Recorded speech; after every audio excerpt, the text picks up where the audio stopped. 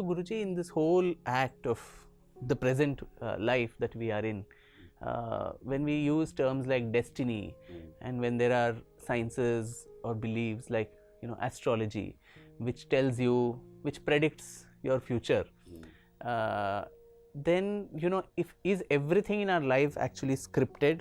Is everything already decided and we are just enacting the script of a play that someone has written? And if then how these predictions can happen, because that contradicts then the entire enterprise of human effort.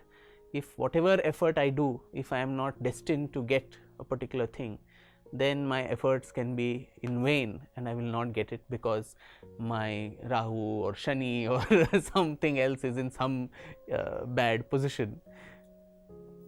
Oh, wonderful, Vikram. You have been raising very relevant and powerful questions of spirituality. Being a historian, I never expected that you will come up with such serious questions. But no doubt these are very meaningful questions and very meaningful for every individual on this earth. And the whole humanity has been simply living in ignorance about these dimensions of life. Whether destiny is there or freedom of will is there, and people are really always confused. I would like to mention 2-3 very important things in this respect.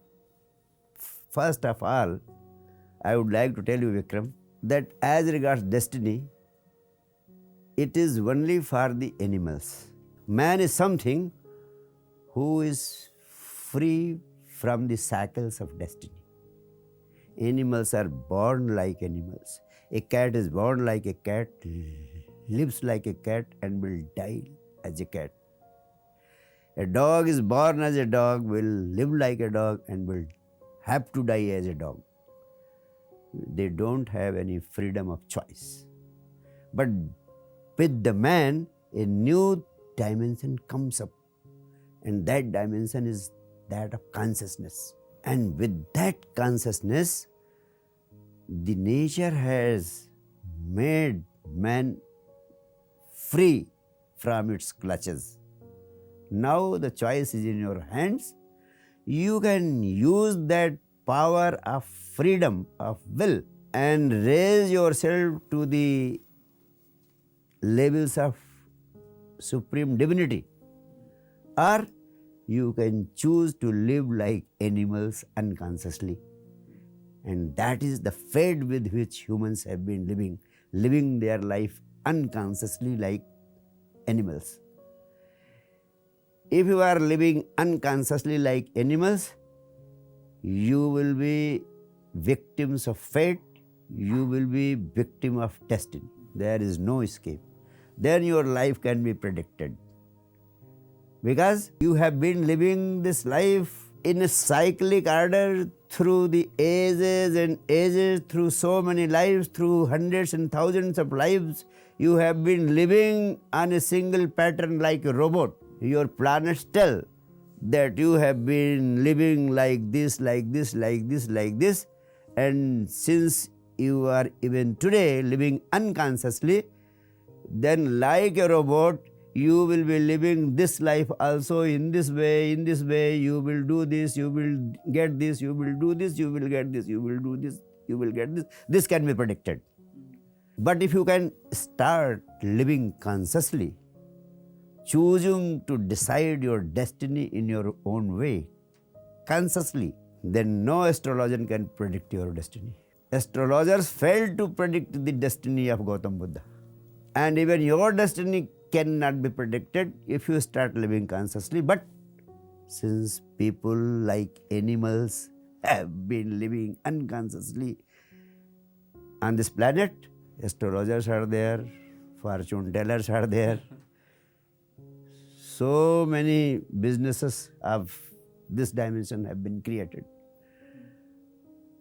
The only thing, in fact, they cannot be termed as humans if they do not take the decision of living this life consciously.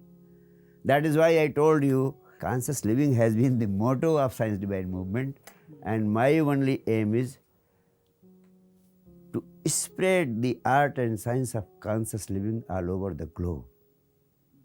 Once you start living consciously, you will be totally free from the shackles of this destiny. One thing.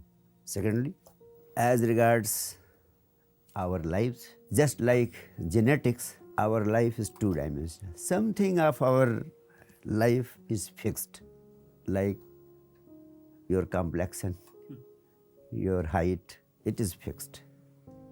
But there are majority of things which you can change, like your health. If you do daily exercise and take all possible cares, you will have a long life. You see, medical science has increased the life of the individuals, right? So, it is both. Something of your life is fixed, and very many things of your life are in your hands.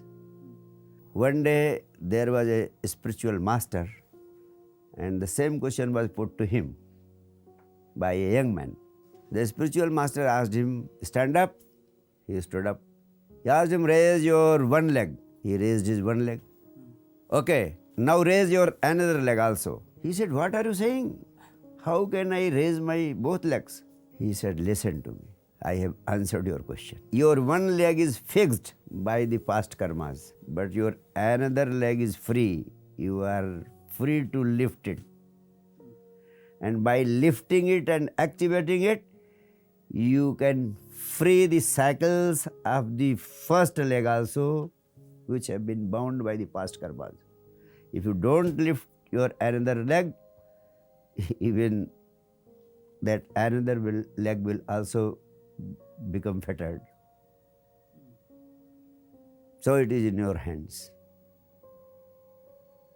For humans on this earth, conscious living is the only message which I want to impart through this discussion.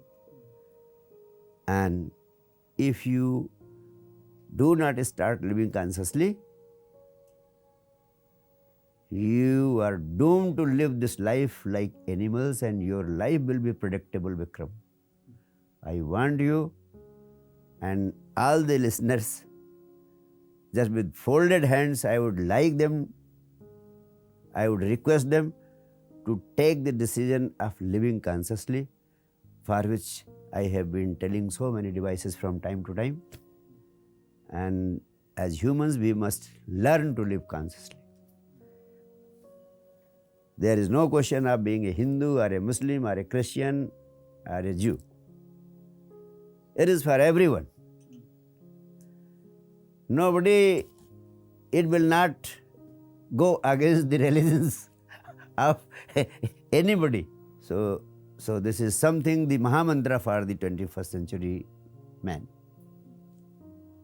I think that's a beautiful message, Guruji, to conclude this segment of our conversations. Yeah. That conscious living is the most important message, Mahamantra, for the current century. Yes, Vikram. And in the subsequent conversations with you, I think we will explore this further, go deeper into the kernel of what this conscious living actually means, what are the different tools and techniques, what is the role of a Sadguru in getting to those tools and techniques of conscious living, because I'm sure the listeners would be very eager to know about this particular aspect which we have spoken so many times about. So thank you, Guruji. Thank you so much for enlightening us with these wonderful explanations for what were, I think, a lot of common man questions that came up to you. So thank you. Thank you. Thank you so much, Vikram.